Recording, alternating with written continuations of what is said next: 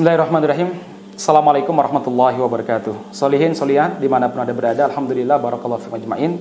Kembali kita melanjutkan halaqah hadis kita, dan sekarang kita masuk hadis yang ke-11. Al-akhdhu bil yakini wal bu'du anis syubhat, yaitu komitmen dengan perkara-perkara yang sudah kita yakini, yang yakin kebaikan, kebenaran dan kehalalannya, serta menjauhi perkara-perkara yang syubhat. An Abi Muhammadin Al-Hasan bin Ali bin Abi Thalib sibti Rasulillah sallallahu alaihi wasallam wa raihanatihi radhiyallahu anhuma qala hafidtu min Rasulillah sallallahu alaihi wasallam da'ma yuribuka ila ma la yuribuka rawahu Tirmidzi wan Nasa'i wa qala Tirmidzi hadisun hasanun sahihun. Dari Abu Muhammad, yaitu Al-Hasan bin Ali bin Abi Thalib radhiyallahu anhuma. Siapa beliau? Beliau adalah cucu Nabi Muhammad SAW, sibti Rasulillah, cucu Nabi Muhammad SAW, wa raihanatihi, dan kekasih Nabi Muhammad sallallahu alaihi wasallam. Radhiyallahu anhuma, semoga Allah meridhoi beliau dan bapaknya Ali bin Abi Thalib karena dua-duanya sahabat. Qala, beliau berkata, hafidtu min Rasulillah sallallahu alaihi wasallam. Ada satu hal yang saya hafal dari Nabi Muhammad sallallahu alaihi wasallam, yaitu apa? Nasihat Nabi Muhammad, da'ma yuribuka ila ma la yuribuka. Tinggalkan perkara yang kamu ragukan dan kerjakan sesuatu yang tidak kamu ragukan, yang kamu yakini. Tinggalkan perkara yang buatmu ragu dan kerjakan sesuatu yang tidak meragukan bagimu. Hadis ini diriwayatkan oleh Imam An-Nasa'i dan juga Imam At-Tirmidzi, dan At-Tirmidzi mengatakan ini hadisun hasan. Jemaah sekalian, Masya Allah, ini merupakan hadis yang luar biasa besar faedahnya. Kenapa? Karena hadis ini mengandung banyak sekali kaedah-kaedah yang membuat kita terjaga dari berbagai macam kejahatan, membuat kita nyaman dalam hidup, membuat kita tidak terbuntai, tidak terlunta-lunta dalam kebimbangan dan kebingungan. Apa itu jemaah sekalian? Yang pertama, hadis ini mengandung tarkus syubhat, perintah untuk meninggalkan perkara-perkara syubhat. Karena syubhat itu kan membuat kita ragu, iki halal apa ora ya? Ini kita sudah nikah apa belum ya? Maka kembali kepada hukum asli. Apa? Karena itu belum punya Anda, ya anggap aja tidak halal ya. Karena Anda belum menikah, anggap aja belum menikah.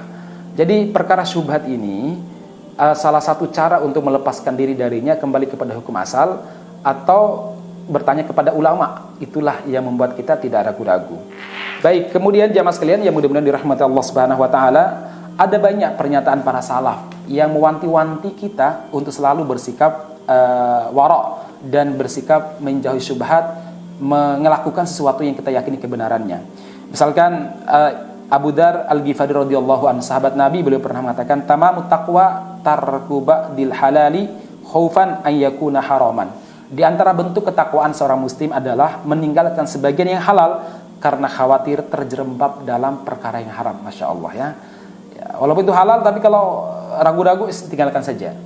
Baik, kemudian Hasan ibnu Abi Sinan mengatakan, ma syai'un ahwanu minal wara' wa idza rabaka syai'un fada'ah. Tidak ada perkara yang lebih ringan, yang lebih baik daripada ibadah bernama wara'. Kalau kamu ragu-ragu terhadap sesuatu, tinggalkanlah. Jangan kemudian kita pikirkan terus. Ma'asyiral muslimin yang mudah-mudahan dirahmati Allah Subhanahu wa taala, itu pelajaran pertama. Pelajaran yang kedua, jamaah sekalian, kalau kita ragu terhadap sesuatu, maka Nabi Muhammad SAW memberikan kaidah supaya kita benar perilakunya. Apa? Tinggalkan yang ragu. Anda kerjakan yang Anda yakini.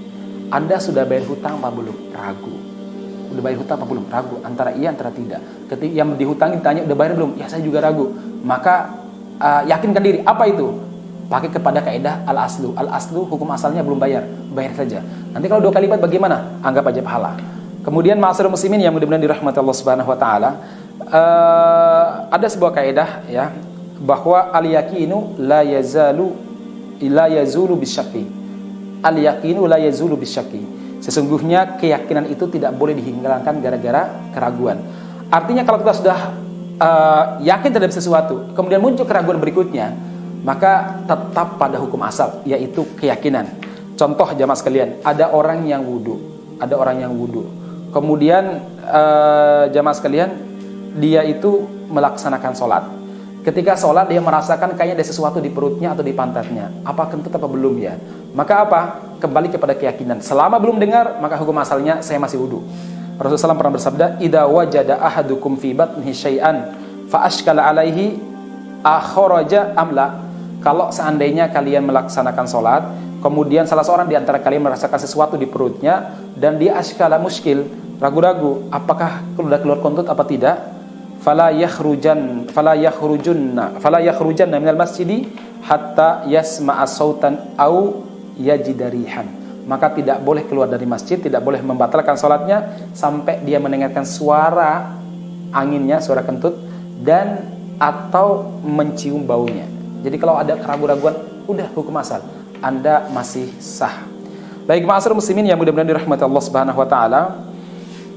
Pelajaran berikutnya yang perlu kita pahami adalah apa? At-tawaqquf inda syubhat liman istaqamat ahwaluhu. Yaitu tawakuf. Jangan dulu melakukan sesuatu yang masih syubhat. Ya, jangan melakukan syubhat, terutama bagi para ulama, terutama bagi mereka yang bagi para teladan. Jemaah sekalian yang mudah-mudahan dirahmati Allah Subhanahu wa taala, ini ada sebuah kisah yang luar biasa terkait tentang salah seorang ulama tabi'in, maksudnya seorang akhwat tabi'in, orang ahli ibadah, zuhud dan juga termasuk alimah, bernama Hafsah binti Sirin. Hafsah binti Sirin ini adalah saudari daripada Muhammad ibnu Sirin. Muhammad ibnu Sirin ulama besar ya mas sekalian. Dan keluarga mereka ini putranya Sirin, baik laki maupun perempuan, rata-rata orang-orang yang dicontohi dalam hidupnya karena kewaraannya, keilmuannya. Suatu waktu Hafsah ibnu Sirin ini ingin jahit, sementara di rumah dia itu mati lampu atau lampunya redup, nggak bisa digunakan untuk jahit malam. Maka itu sering terjadi. Sementara di depan rumah dia ada jalan milik pemerintah yang ada lampu sorotnya, yang memang disediakan oleh pemerintah, lampu jalan raya. Lantas beliau ragu-ragu boleh apa tidak. Beliau pun datang kepada Imam Ahmad bin Hanbal rahimahullah dan bertanya, ya Syekh, sesungguhnya aku ingin jahit di malam hari, tapi terkadang lampunya kurang terang, sehingga saya susah menjahit. Di depan rumah saya itu ada lampu yang dipasang oleh pemerintah di jalan raya. Bolehkah saya menggelar tikar, kemudian saya jahit di bawah lampu tersebut? Masya Allah ya, nggak ngambil listrik, cuma duduk di bawah memanfaatkan lampu tersebut daripada nyala sia-sia.